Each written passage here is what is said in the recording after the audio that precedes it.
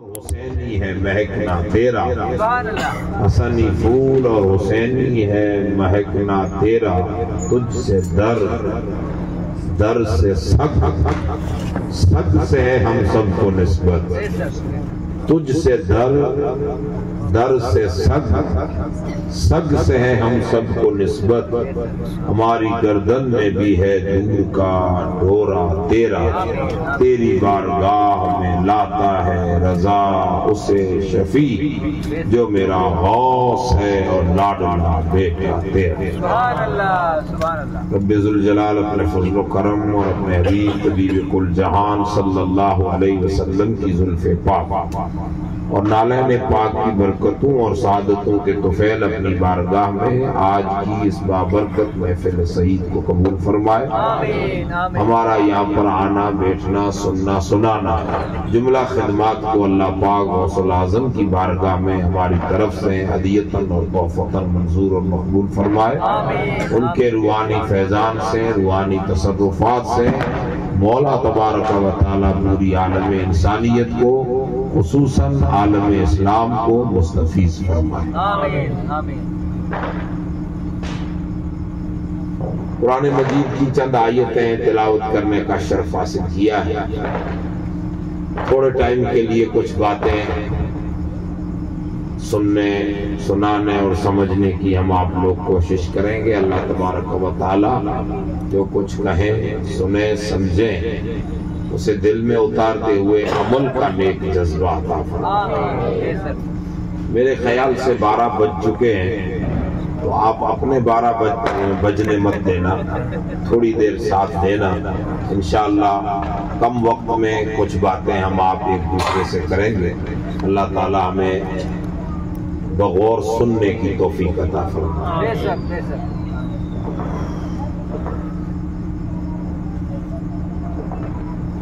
انسان ہم سب انسان ہیں، یہاں جتنے بیٹھے ہیں سب انسان ہیں۔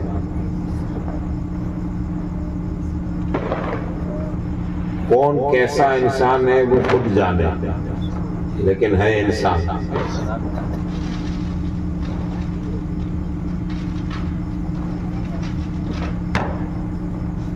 انسان دو چیزوں کے ملنے کا نام ہے، تب اسے کہیں گے انسان۔ ایک جسم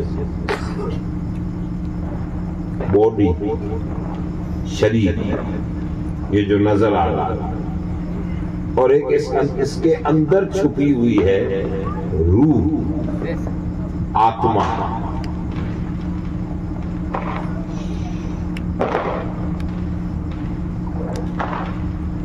روح اگر جسم کے اندر رہے تو ہے انسان، نکل جائے تو ہے مردہ۔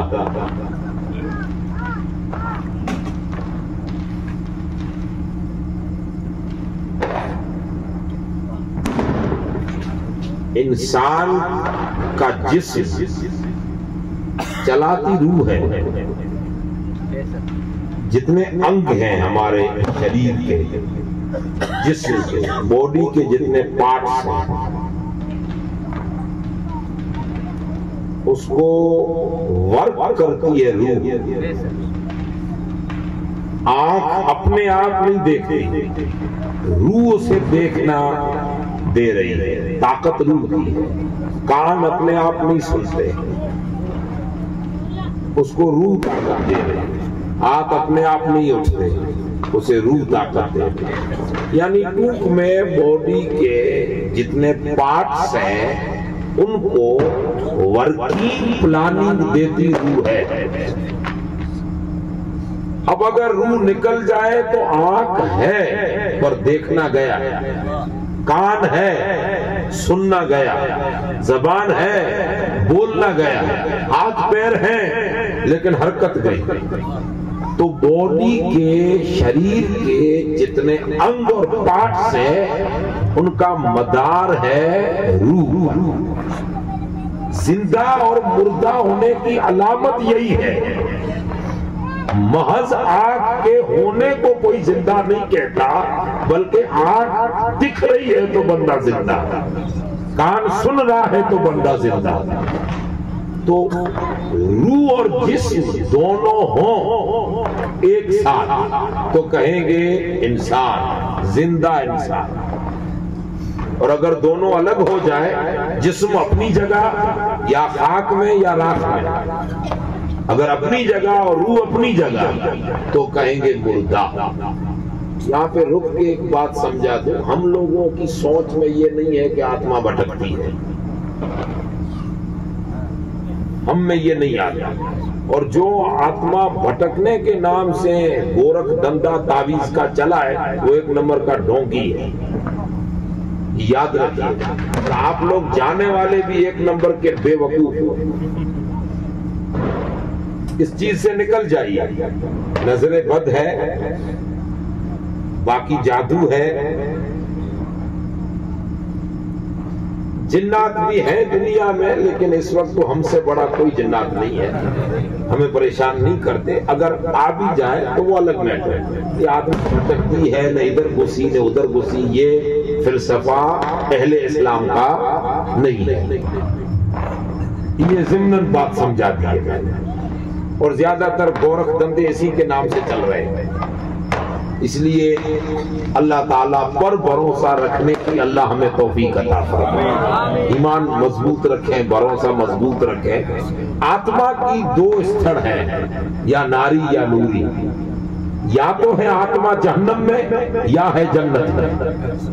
جیسی جس کی آتما، شریر کو یا جانا ہے خاک میں یا ہونا ہے راکھ، دو جگہ ہیں، یا تو جائے گا خاک میں یا ہوگا راکھ، اور آتما یا جائے گی جنت میں یا جائے گی دوزخ میں۔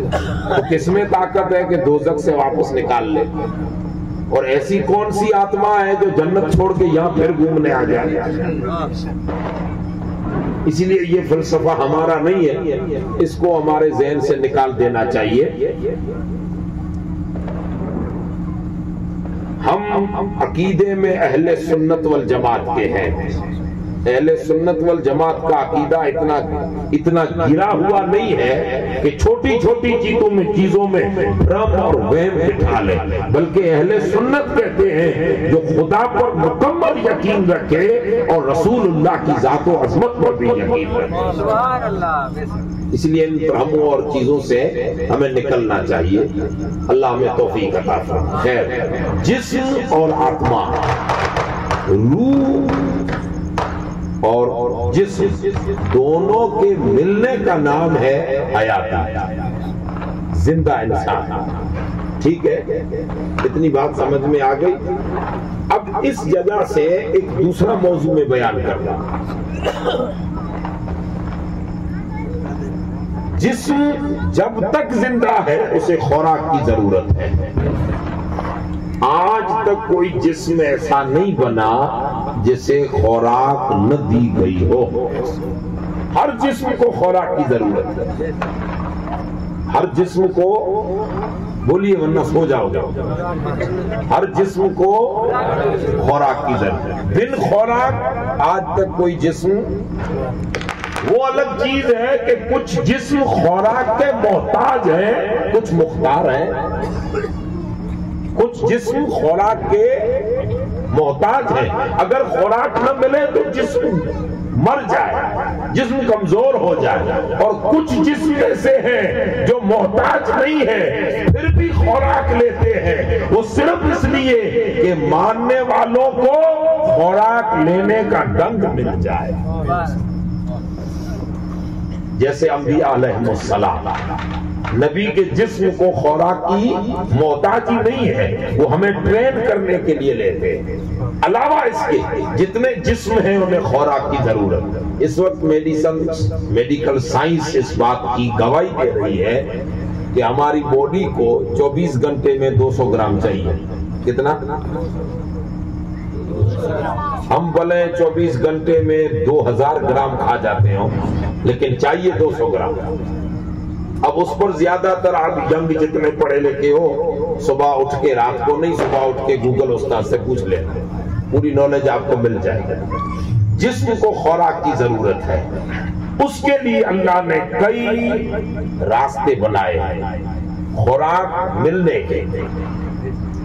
پانی کی ضرورت ہے جسم کو، لیکویڈ کی خوراک کی ضرورت ہے، تو اللہ نے خوراک کے بھی کئی راستے بنائے ہیں. پانی بھی عطا فرمایا ہے، یعنی جسم کو جس چیز کی ضرورت ہے وہ اللہ نے عطا فرمایا. اس جسم کو ہوا کی ضرورت ہے، بالکل ناک کے قریب رکھ دی ہے. اور اس کی اہمیت کتنی ہے، یہ کورونا کال میں آکسیجن کے بوتل کے ختم ہونے پر دنیا نے جانا. جو ہوا ہمیں مل رہی ہے رب کی طرف سے، تو جسم کو جتنی ضرورت تھی اللہ نے ساری عطا فرمائی. جسم کی ساری ضرورتیں اللہ نے دنیا میں عطا فرمائی اور ہر ضرورت دی. بیٹا پیدا ہوا جسم کے ساتھ آیا ہے، اسے جتنی ضرورت ہے اب یہ خوراک نہیں لے سکتا. اس کا معدہ اتنا کمزور ہے کہ گہوں کو، باجرے کو، اناج کو ہضم نہیں کر سکتا. اسے ایسی لیکویڈ چاہیے جس میں خوراک کا پروٹین ہو. اسے پانی بھی چاہیے لیکن کچا پانی ہضم نہیں کر سکتا. اسے ایسا لیکویڈ چاہیے جس میں خوراک کی بھی تاثیر ہو، مشروب پانی کی بھی تاثیر ہو. اللہ نے اس بچے کو پیدا ہوتے ہی ماں کی چھاتی سے ایسا دودھ عطا فرمایا جس میں خوراک بھی ہے، جس میں پانی بھی ہے. یعنی جو ضرورت تھی جسم کی اللہ نے ساری عطا فرمائی. ساری ضرورتیں جسم، اور یہ اینڈ تک وفات تک ضرورتیں اللہ عطا فرما رہا ہے. فائنل جب جسم کی ساری ضرورتیں اللہ دے رہا ہے تو یہ کیسے ہو سکتا ہے کہ روح کی غذا نہ ہو؟ غذا روح کو بھی چاہیے. یہ جو ہماری آتما ہے اندر، غذا اسے بھی چاہیے. فرق اتنا ہے کہ جسم کو غذا جو چاہیے وہ الگ ہے، روح کو غذا جو چاہیے وہ الگ ہے. روح کو بھی غذا چاہیے، روح بھی طاقتور بننا چاہتی ہے، روح بھی کمزور نہ ہو، روح کو بھی غذا چاہیے. تو جسم کی غذا تو ہم کمزوری آتی ہے، لگتا ہے کہ خوراک چاہیے، بھوک لگی، پیاس لگی، پانی اٹھا لیا، ہم نے خوراک کھا لی، جسم سمانا ہو گیا، جسم کی ضرورت پوری ہو گئی. لیکن روح جب سے اس خاکے میں آئی ہے، اس مجسمے میں آئی ہے، اس جسم میں آئی ہے، اور جب تک نکلے گی تب تک اس روح کو بھی خوراک کی ضرورت ہے. جس طرح جسم کی خوراک اللہ نے پیدا فرمائی، ویسے روح کی خوراک بھی پیدا فرمائی. اب ہم پر ہے کہ ہم لوگ جسم کو خوراک دے رہے ہیں، روح کو دیتے ہیں کہ نہیں. خوراک اسے بھی چاہیے، جو ہماری آتما ہے، ہماری روح ہے، اسے بھی خوراک کی ضرورت ہے. جو ہماری، آپ میری طرف دھیان دیجیے، یہ ہوتا رہتا ہے بڑے بڑے شہروں میں، چھوٹے چھوٹے حادثے ہوتے رہتے ہیں. آپ میری طرف دھیان دے کے چند، ورنہ بات نکل جائے گی، سمجھ میں نہیں آئے گی، اور جب بات سمجھ میں نہیں آئے گی تو آپ کا دماغ سوئے گا، اس پر سستی آ جائے. آپ کہو گے یہ تو اوپر سے بات جا رہی ہے، دماغ میں نہیں بیٹھتے، تو ظاہر سی بات ہے نیند آئے گی، اور نیند آئے گی تو پورا موسم خراب ہوگا. اس لیے تھوڑی دیر دماغ کو حاضر رکھیں. جس طرح جسم کی ضرورت ہمیں اللہ دے رہا ہے، اسے روح کی بھی ضرورت ہے. اب جسم کی خوراک تو آپ لوگ جان گئے، جو کچھ ہم کھاتے پیتے ہیں. یہ روح کی خوراک کیا ہے؟ روح کو کیا چاہیے؟ خوراک تو اسے بھی چاہیے. اچھا، دوسری بات، جسم جب پہلی بار زمین پہ آیا تو اتنا ستھرا تھا، اتنا پاکیزہ تھا، اتنا نور بھرا تھا کہ معمولی گندگی بھی جسم پر نہیں تھی. آنکھ پاک، کان پاک، زبان پاک، معدہ پاک، پورا انگ پاک. جب بچہ پیدا ہوا تو آقا فرماتے کلو مولود یولد علی الفطرہ، ایک دم پاکیزہ باڈی. کوئی گناہ تھا اس میں، کوئی آلودگی تھی اس میں، کوئی معمولی بھی کوئی گناہ کے جراثیم اس میں، ایک دم ستھرا. جب روح جسم میں اللہ نے داخل فرمائی تو اس سے بھی اعلیٰ ستھری، نور علی نور، کوئی کجی کمی اس میں نہیں ہے. تو جس طرح اس حیاتی میں جسم اللہ نے عطا فرمایا، جسم کے ساتھ ساتھ زندگی گزرتی رہی، 60 50 سالی 100 جتنے سال ملے تو ہم زندگی گزارتے گزارے جس طرح جسم کو میلا کرتے ہیں ویسے روح بھی میلی ہو جاتی ہے۔ جسم ہمارا میلا ہوا، کچیلا ہوا، اس پر آلودگی لگی، آنکھ پاکیزہ تھی، ناپاک کس نے کی؟ ہم نے۔ کان پاکیزہ تھے، ناپاک کس نے کیے؟ ہم نے۔ زبان پاک تھی لیکن ناپاک کس نے کی؟ ہم نے۔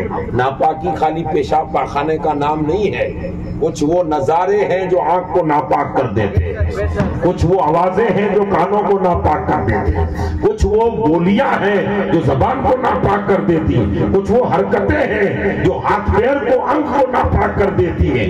تو جسم تو پاکیزہ تھا، ناپاک ہم نہیں تھے، لیکن روح اللہ نے پاکیزہ جسم سے بھی اعلیٰ فرمائی۔ اب جیسے جیسے جسم زندگی گزارتا گیا، ناپاکیوں میں گزرتا گیا، روح بھی کچھ کچھ ناپاکی حاصل کرتی گئی۔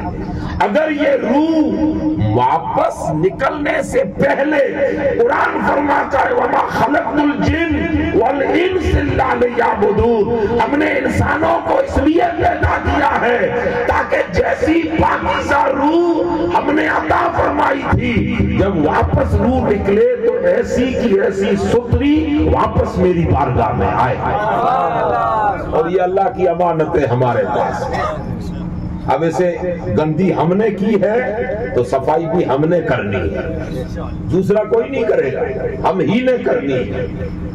اب اگر جسم خوراک مانگے تو ہم دیتے ہیں، روح کچھ ناپاکی آ جائے تو اس کی خوراک کیا ہے جو روح کو ملے؟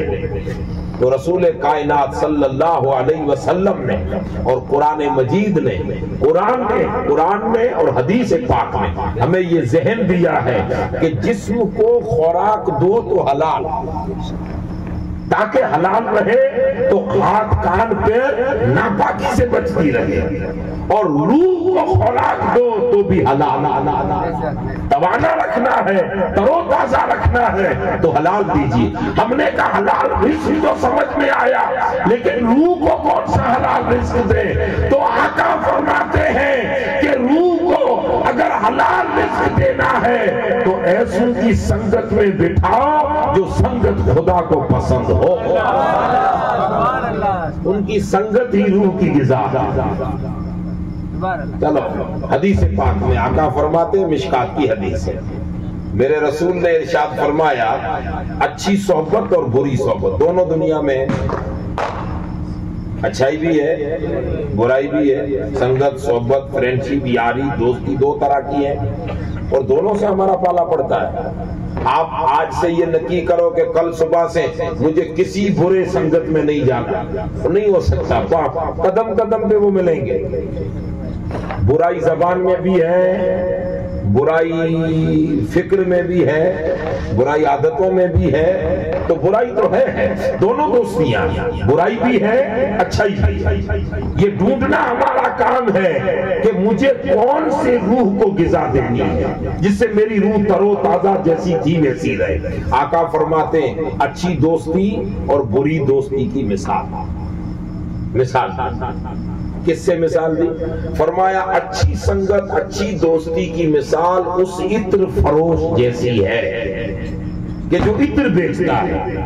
تین چیزیں ہیں، جو آدمی عطر کی دکان لگائے بیٹھا ہو، اب آپ کو دل نے چاہا کہ چلو اس سے دوستی کرو، روز جا کے عطر کی دکان پہ بیٹھ گئے، کوئی کام نہیں، یوں ہی بیٹھ گئے، آپ کا دوست تھا، آپ بیٹھ گئے، تو ایک دن 2 دن 8 دن مہینہ 15 دن مہینہ 2 مہینہ 4 مہینہ ہو سکتا ہے کہ تمہیں بھی عطر دیکھتے دیکھتے خریدنے کا دل کرے، اور اگر تم اتنے کنجوس ہو کہ نہیں خریدتے، روز جاتے ضرور ہو اور عطر خریدنا نہیں ہے، خرچہ نہیں کرنا، تو ہو سکتا ہے کہ روز آتے آتے کبھی عطر فروش کو عطر کی دکان والے کو رحم آ جائے، وہ مفت میں تمہیں عطر دے دے۔ دو باتیں، لیکن وہ بھی اتنا کنجوس ہے کہ نہیں دے گا، نہ تم خریدتے ہو نہ وہ دیتا ہے، تو آقا فرماتے ایک بات تو ضرور ہوگی، بھلے دے یا نہ دے، تم لو یا نہ لو، پر روز دل کے پاس بیٹھنے سے تمہارے دل دماغ میں خوشبو پسندی آ جائے گی، خوشبو پسند کرنے لگو گے۔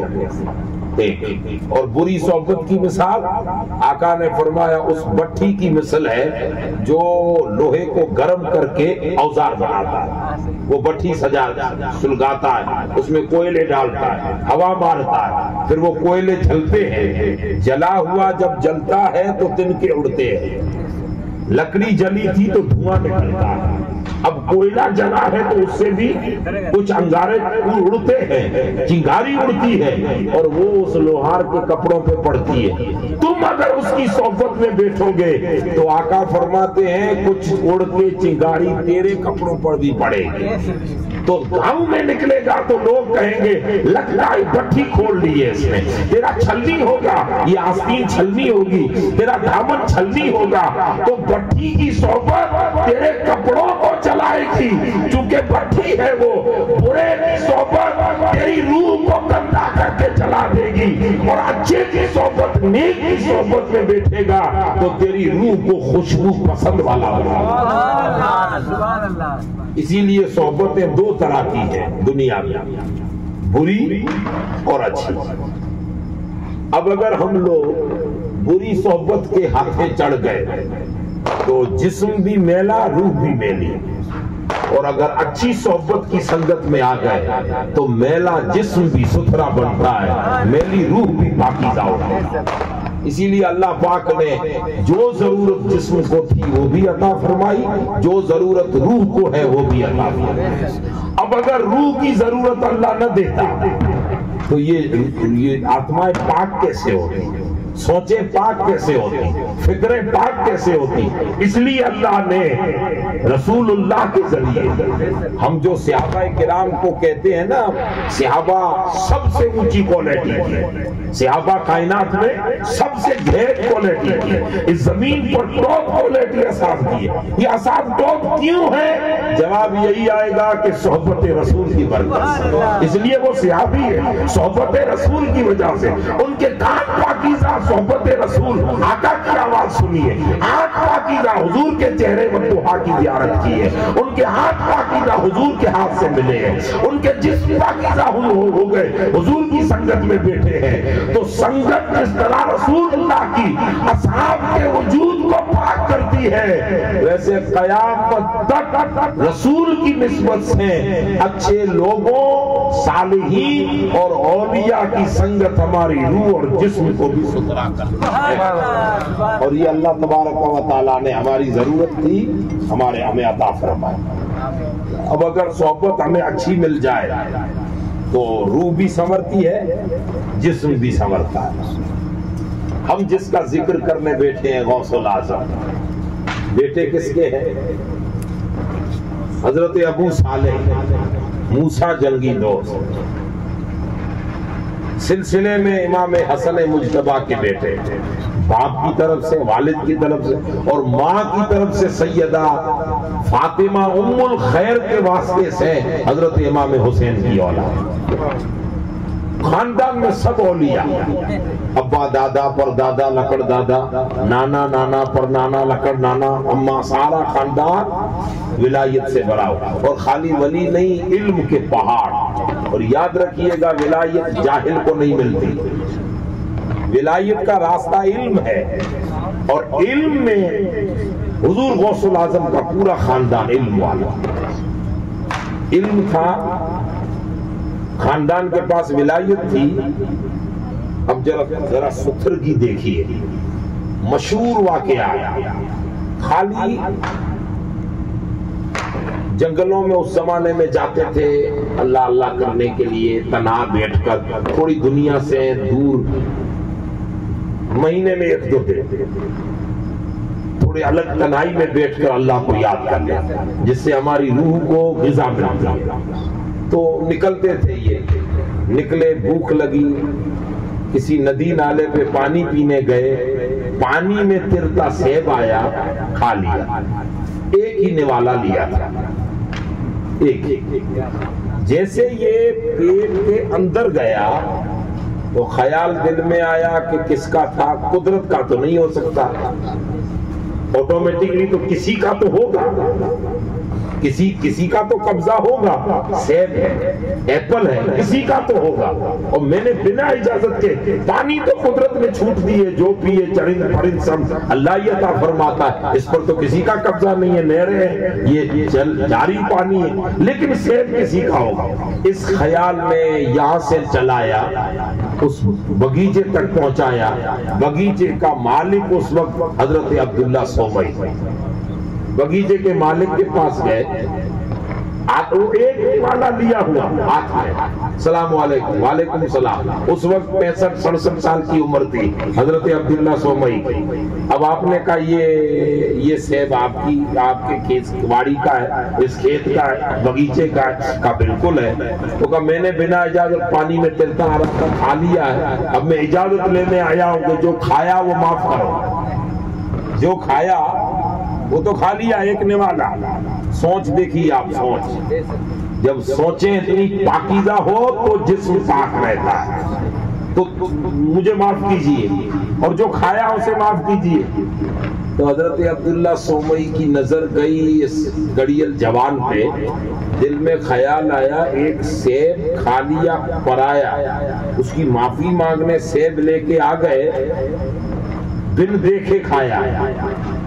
تو جو بن دیکھے قدرت سے اتنا ڈرتا ہو وہ کچھ نہ کچھ تو ہے، تو نایاب ہیرا ہاتھ سے نہیں جانا چاہیے۔ اسی لیے آپ نے فرمایا معافی تو دوں لیکن میری شرط ہے کہ 12 مہینے میرے بغیچے کو پانی پلاؤ، مالی کا کام کرو۔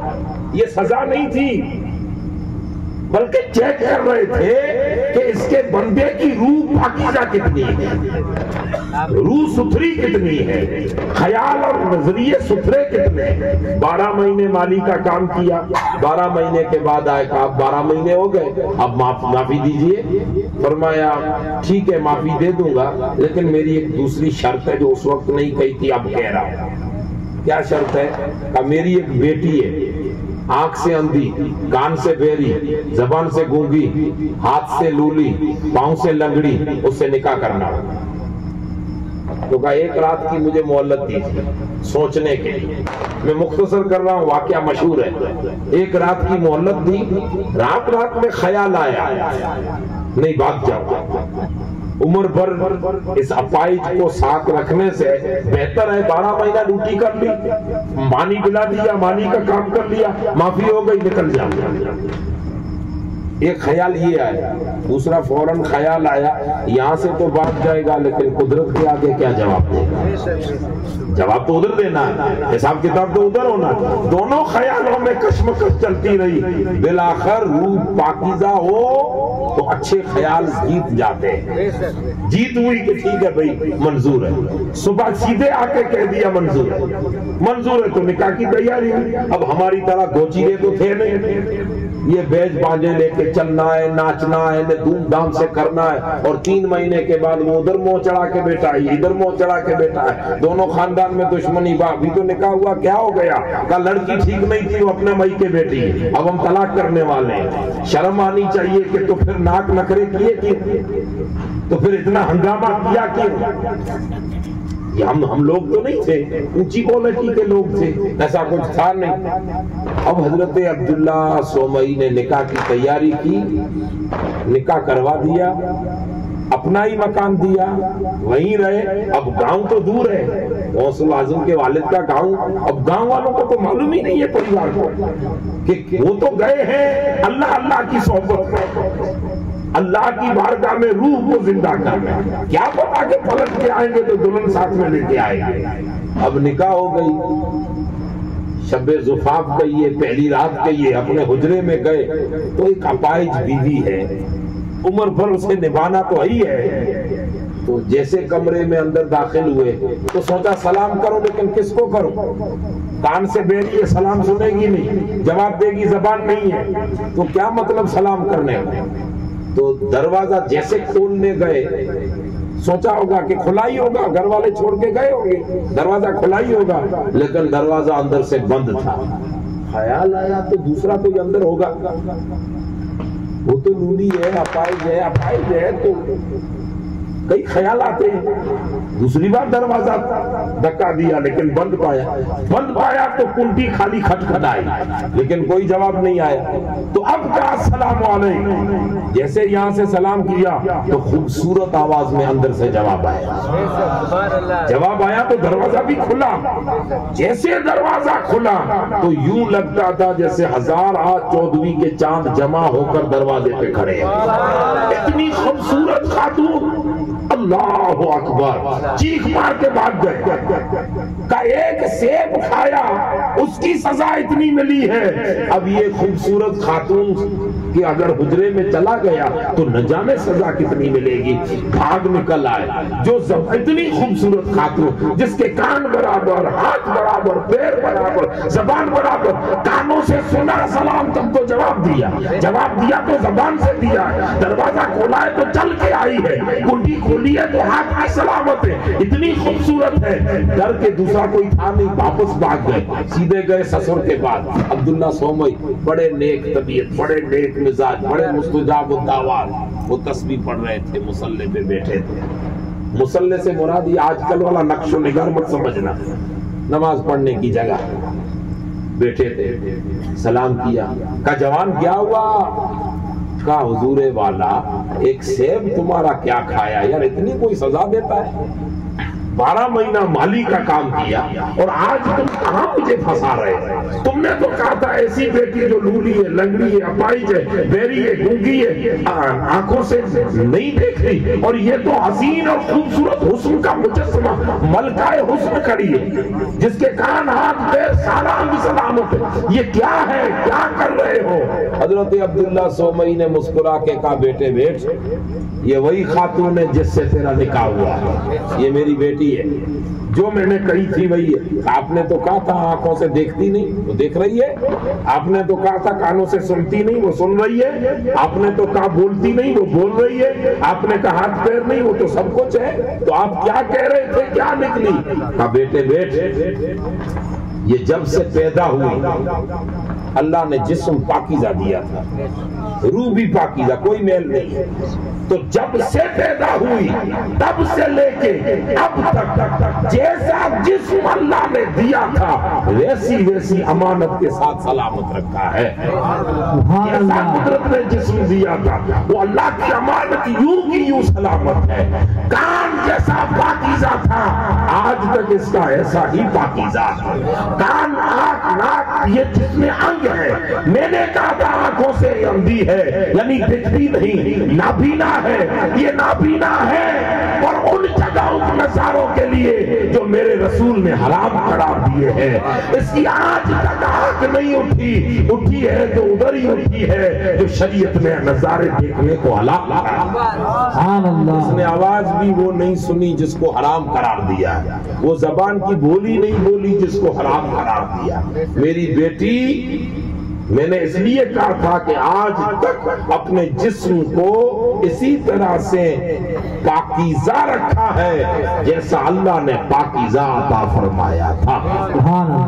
کوئی آلودگی نہیں لگی. اب حضرت ابو صالح موسیٰ جنگی دوست، یہ دونوں لقب ہیں، نام موسیٰ ہے. اب جب گئے ہیں اللہ کی بارگاہ میں شکر ادا کیا ہے.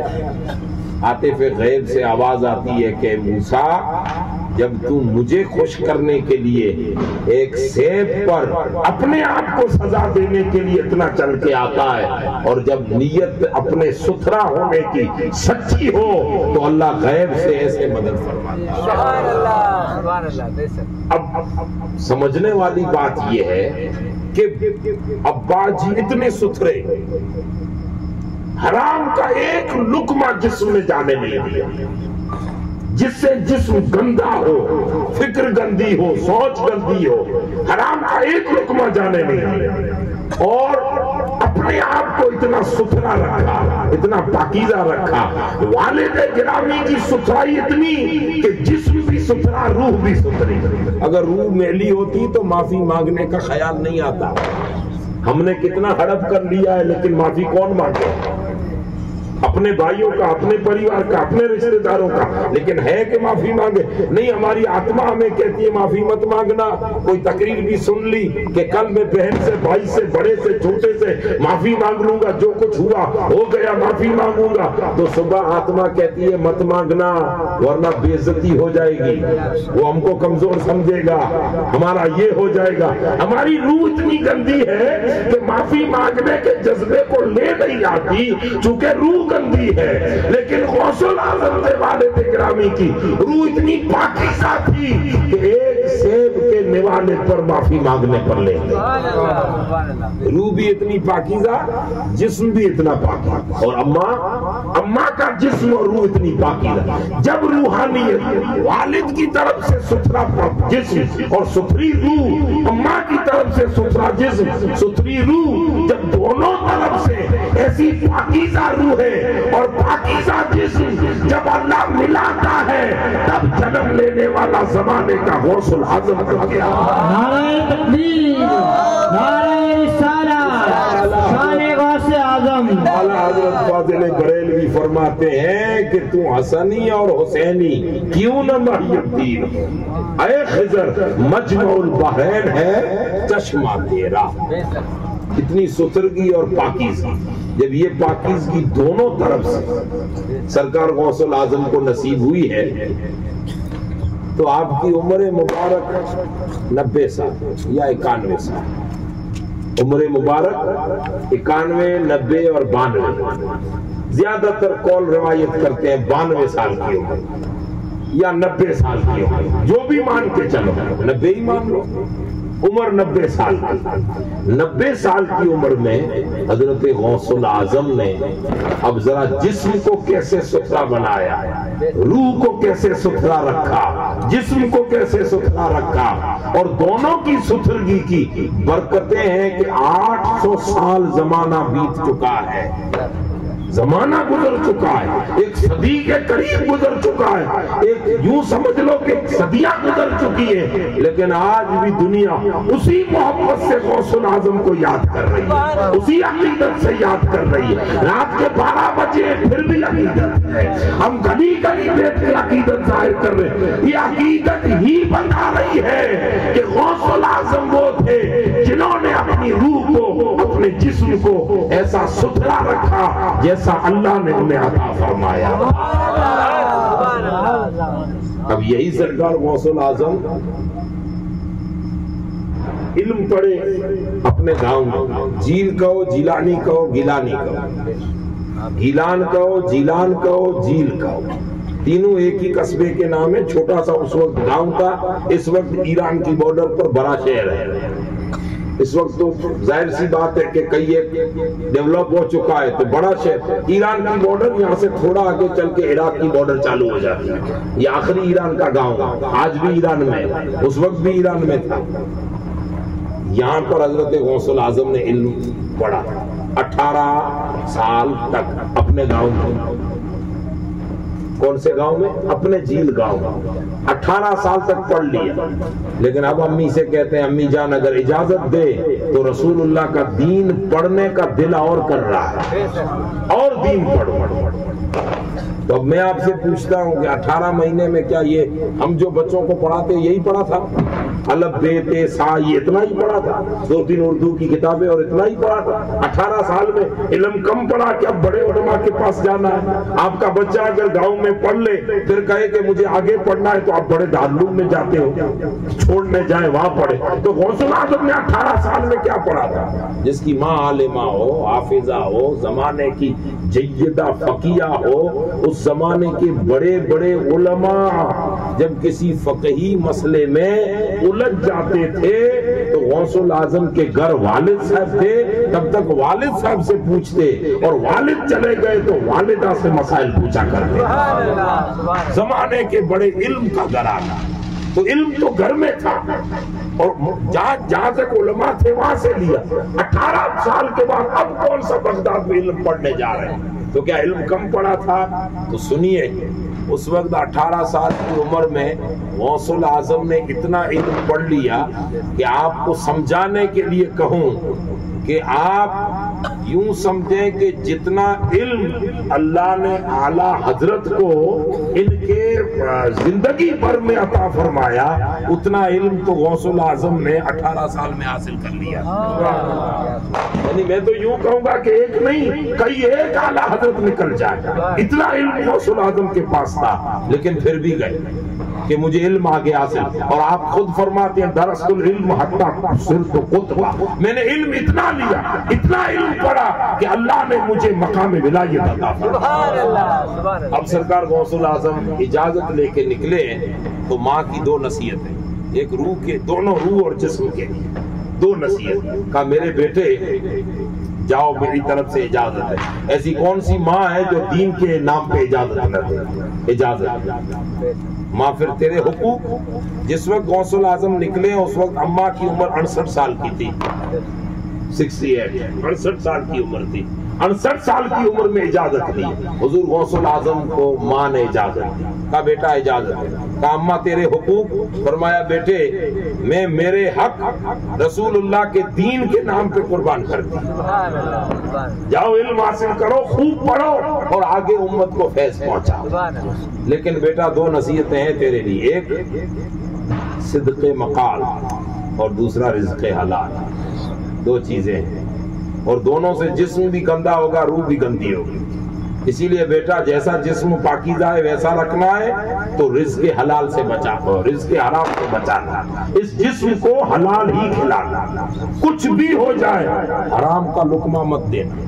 جس لقمے پر تجھے شک ہو کہ نہ جانے کہاں سے کمایا ہوگا وہ مت لینا، حلال کھانا ایک، اور دوسرا کچھ بھی ہو جائے سچائی کا راستہ مت چھوڑنا، کچھ بھی ہو جائے۔ دو نصیحتیں کر کے وہاں سے روانہ کیا۔ 18 سال کی عمر میں نکلے۔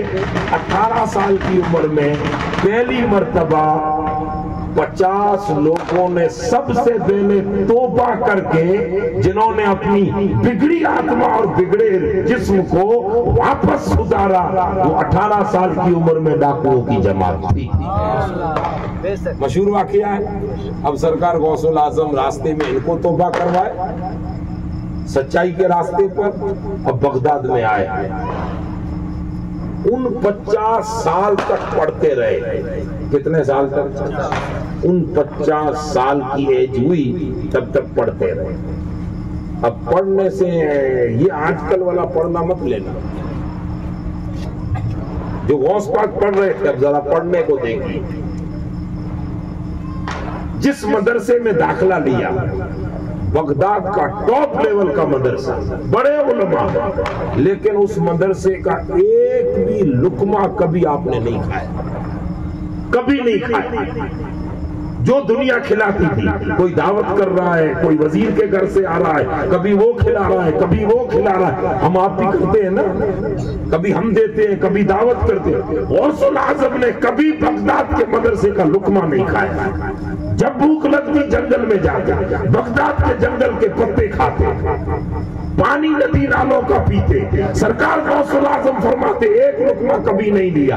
اب کسی نے پوچھا کہ کیوں نہیں لیا تو فرمایا یقین نہیں آیا کہ ماں کی نصیحت تھی کہ رزق حلال دینا، رزق حلال دینا، کہیں ایسا نہ ہو کہ کسی کا رزق آ جائے جو میری ماں کی نصیحت کے خلاف چلا جائے۔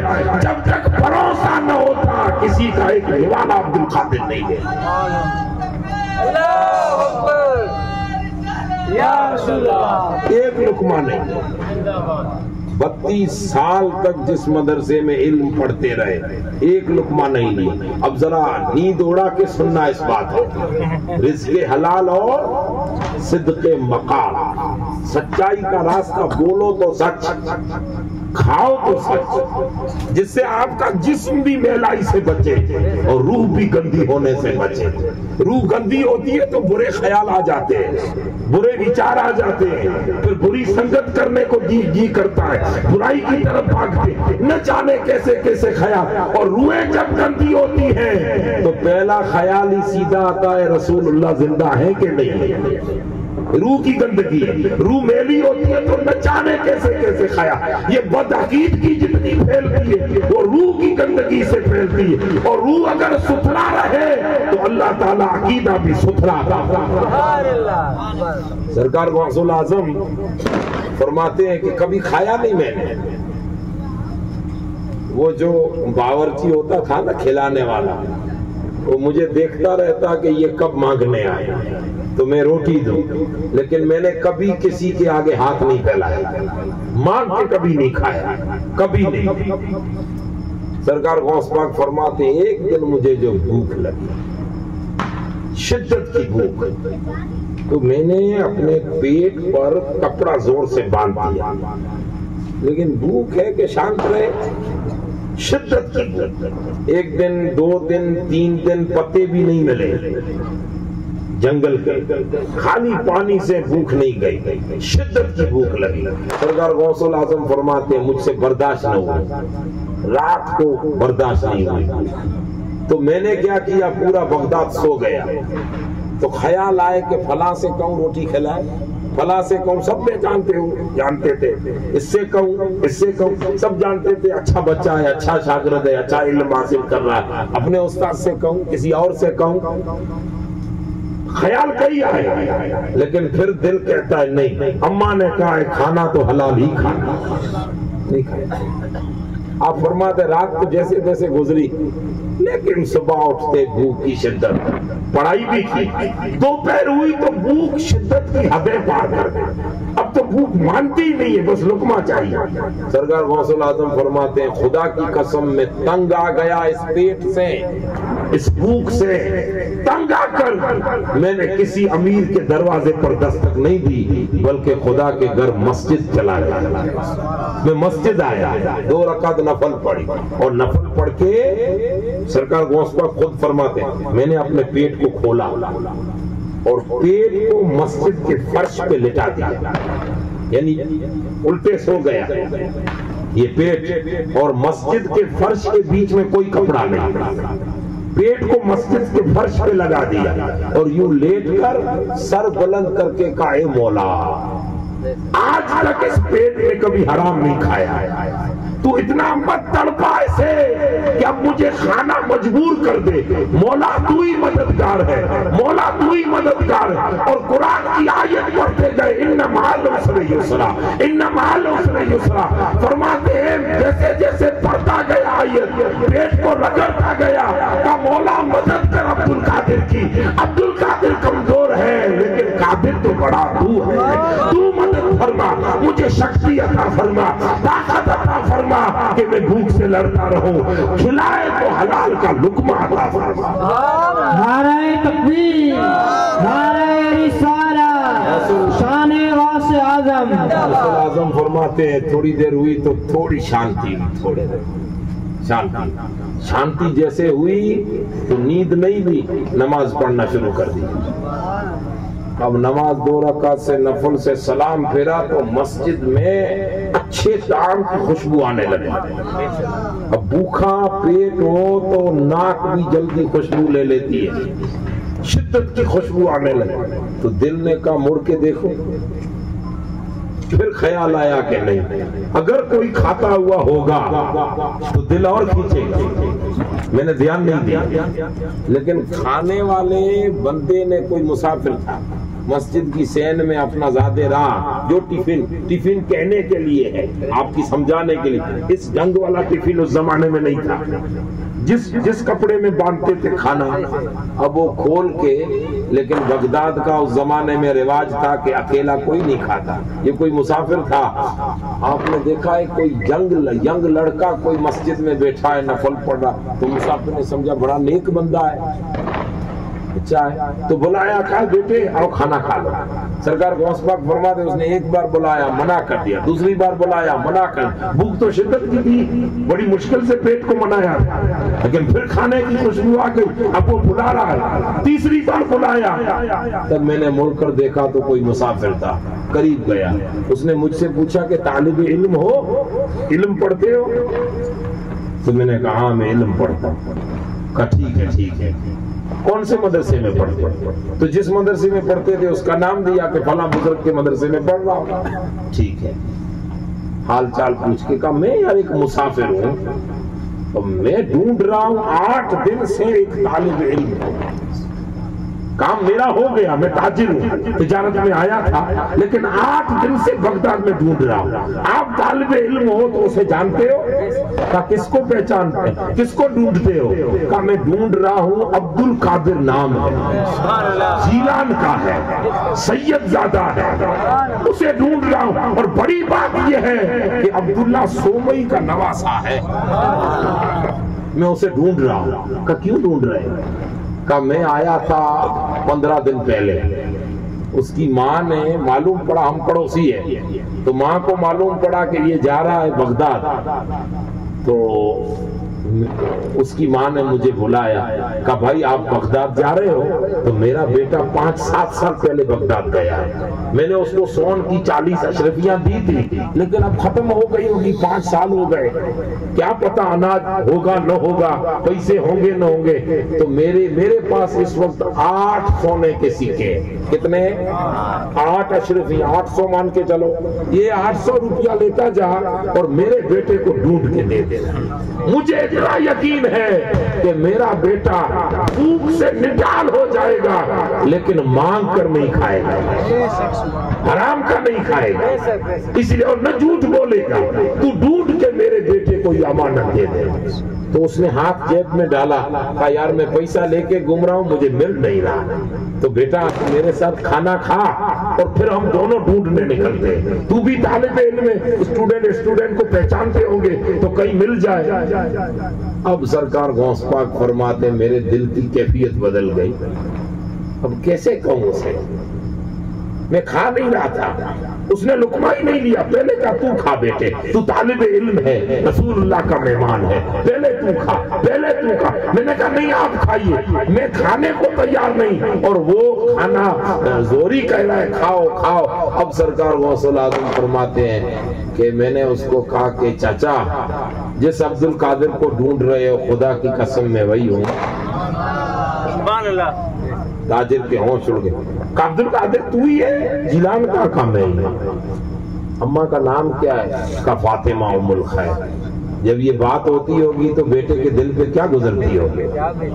یہ غوث العظم. دنیا کہہ رہی ہے کہ سنی پاگل ہو گئے ہیں جو غوث پاک کو اتنا مانتے. ارے کیوں نہ مانے جس نے دین کے لیے اتنی قربانی عطا فرمائی.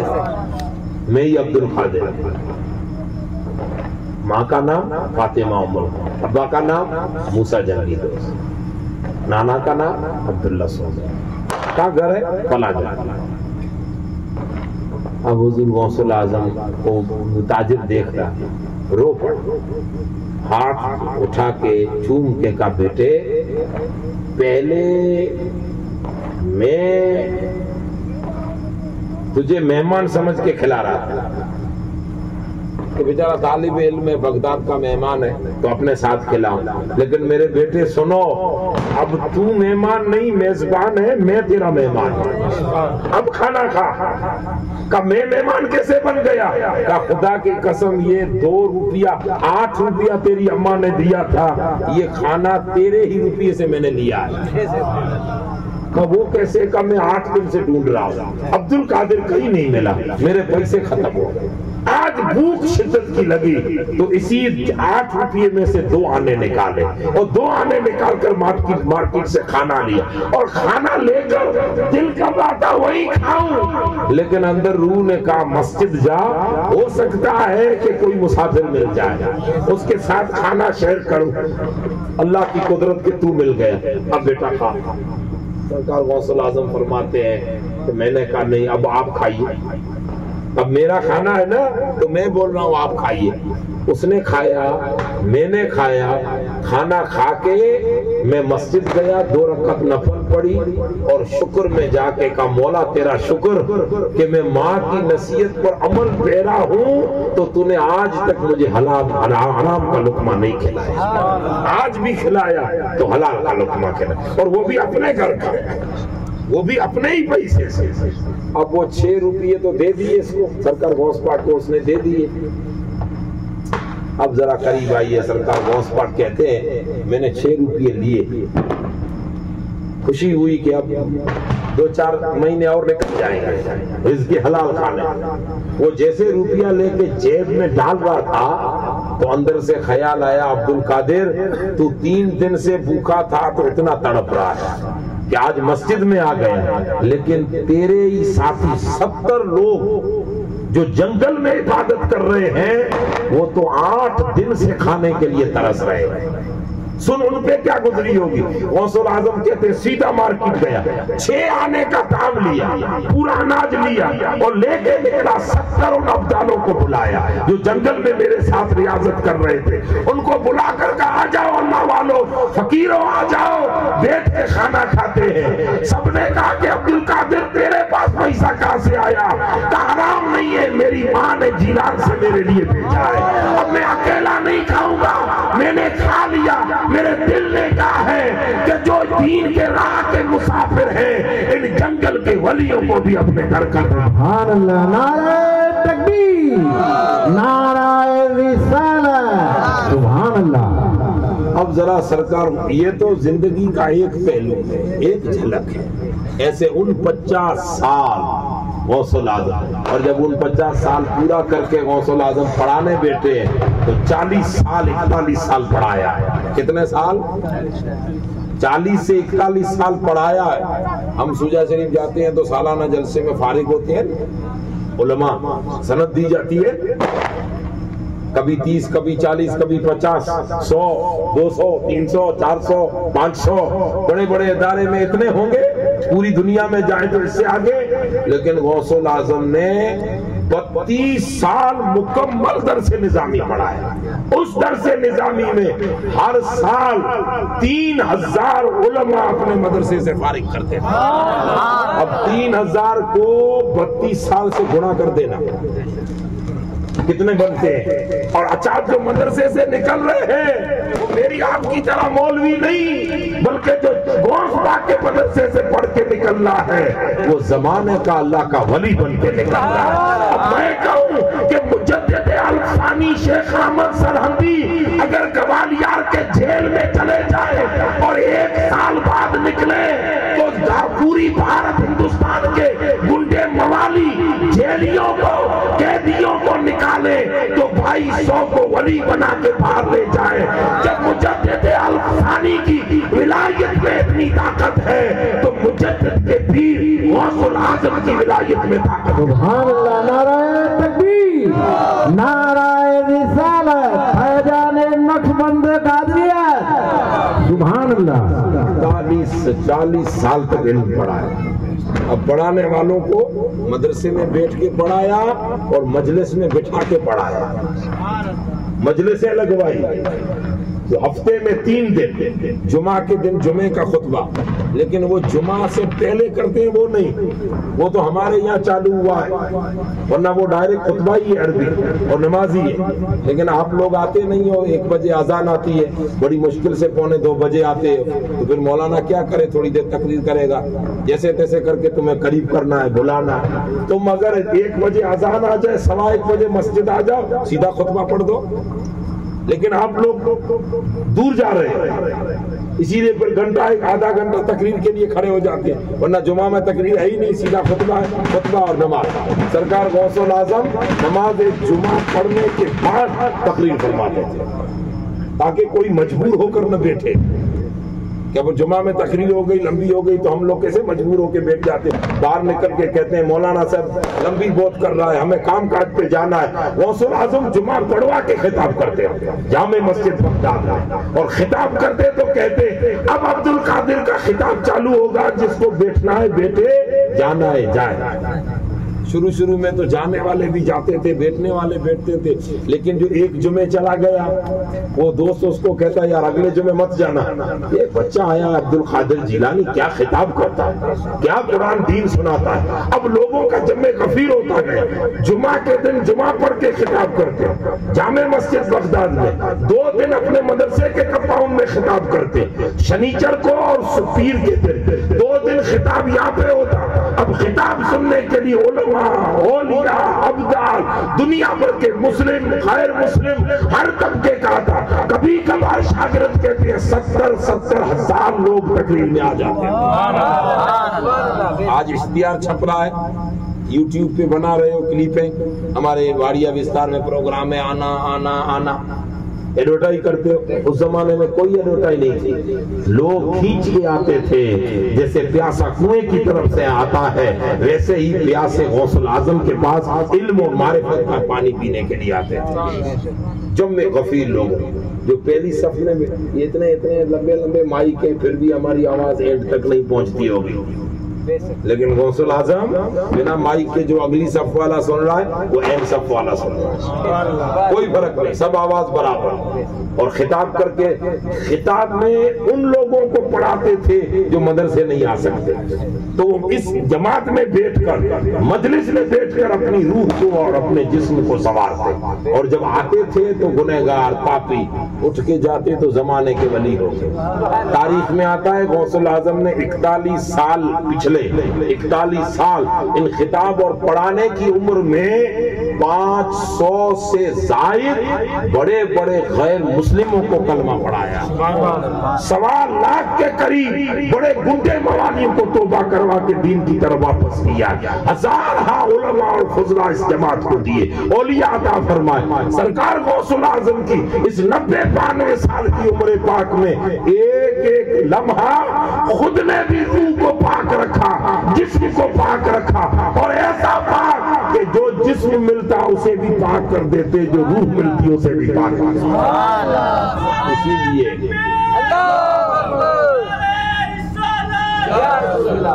اسی لیے اللہ تبارک و تعالیٰ نے قیامت تک ہمارے جسموں کی خوراک رزق حلال میں رکھی ہے، ویسے روح کی خوراک صحبت حلال میں رکھی ہے.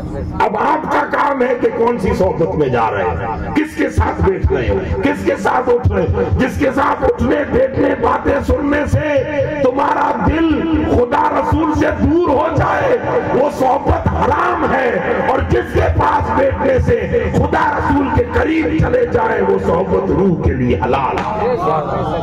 حلال رزق جسم کو حلال بناتا ہے، جسم کو پاکیزہ رکھتا ہے، ویسے اچھی صحبت روح کو پاکیزہ رکھتی ہے. یہ مجلسیں ہم جو سجا رہے، قرآن نے کہا ہے وَاصْبِرْ نَفْسَكَ مَعَ الَّذِينَ يَدْعُونَ رَبَّهُمْ بِالْغَدَاةِ وَالْعَشِيِّ. اے بندے اگر سنگت لینی ہے تو کسی ایسے کی لے کہ جو تمہاری روح کو ستھرا کر دے. اگر صحبت اچھی ہوگی تو ہم تو کتے کو بھی انسان بنا کے جنت عطا فرما دیں. کتا تھا اصحاب کہف کا، اور بابا بلے شاہ ہمیں کہتے ہیں اٹھ بولیا چل یار بنا لے، نہیں تو بازی لے گئے کتے. کہیں ایسا نہ ہو کہ ہم پیچھے رہ جائیں، اصحاب کہف کا کتا بڑھ جائے. صحبت اچھی ہوگی تو کتا ہو کر انسانوں کی صف میں کھڑا ہو سکتا ہے. تو انسان کو اگر نیک صحبت ملے تو اللہ اسے فرشتوں کی صف میں کھڑا کر دیتا ہے. اسی لیے اللہ تبارک و تعالی ہمیں اچھی صحبت نصیب فرمائے، اچھی سنگت نصیب فرمائے. اچھی صحبت سے مراد ہے ایسے کی صحبت میں رہو جو اللہ کا راستہ جانتا ہو. قرآن فرماتا ہے رحمان کے بارے میں پوچھنا ہے نا تو اس سے پوچھ جو رحمان کی خبر رکھتا. بے خبر سے کیا راستہ پوچھنا. اب جو آدمی زندگی میں کبھی دلی نہیں گیا اس سے آپ پوچھو گے کہ دلی کا راستہ کون سا ہے. جو آدمی کبھی گیا ہی نہیں جودھپور اس سے پوچھو گے جودھپور کا راستہ کیا ہے. بلکہ جو جانتا ہوگا اس سے پوچھو گے. قرآن کہتا ہے روح کو اگر اچھی صحبت دینی ہے تو روح ملائے اعلیٰ کی نعمت ہے. اللہ کا صحبت چاہیے، اور اللہ کی صحبت میں روح کو لے جانے کے لیے اس سے راستہ معلوم کر جو اللہ کو جانتا ہو. اسی لیے اللہ تبارک و تعالی ہم تمام لوگوں کو اچھی سنگت عطا فرمائے، اچھی دوستی عطا فرمائے. اور یاد رکھیے گا غوث الاعظم 18 سال کی عمر سے اللہ کی راہ کا سفر شروع کیا اور آخری عمر تک اللہ نے جو ہمیں عمر عطا فرمائی ہے، میں نے پہلے بھی کہا اب بھی کہتا ہوں، بننے اور بگڑنے کی عمر چالو ہوتی ہے 12 سال سے لے کے 37 اور 40 سال تک۔ جو بننا ہے اسی میں بن جاتا ہے، جو بگڑنا ہے اسی میں بگڑتا ہے۔ اب اگر اس عمر میں کوئی اچھی صحبت مل جائے تو بندہ بہت اعلیٰ بن جاتا ہے۔ اسی لیے اللہ ہمیں صحبتیں اچھی پسند کرنے کی توفیق عطا فرمائے۔ بری صحبت، برے خیال، برے نظریے، برے وچار، جو بندہ تمہیں رسول اللہ سے دور کر دے وہ بری صحبت ہے، اور جو تمہیں ادب والا بنا دے وہ اچھی صحبت ہے۔ اللہ تعالی ہم تمام لوگوں کو اچھی صحبتیں نصیب فرمائے۔ سرکار غوث العظم کے فیضان سے پوری امت کو اللہ تعالیٰ مستفید ہونے کی نیک سعادتیں نصیب فرمائے، اور آپ تمام احباب مجلس کے اینڈ پر پیر صاحب کے صاحبزادے وغیرہ جو دعا کریں گے آپ لوگ آمین کہنا، خصوصاً حضرت پیر صاحب قبلہ کی صحت کے لیے دعا کرنا۔ اللہ تعالیٰ پیر صاحب قبلہ کو صحت عطا فرمائے، جلدی صحت دے، اور ڈاکٹروں کے چکروں سے اللہ پاک نے محفوظ رکھے، اور اللہ صحت والی عمر دے تاکہ اس عمر میں اس سے بہتر اچھی صحبت کیا ہوگی۔ ہمیں جو صحبت اللہ نے دی ہے اس سے بہتر کیا ہوگی؟ اللہ ان کی صحبتیں ہمیں سلامت عطا فرمائے۔ اس لیے دعا بھی ہوگی انشاءاللہ۔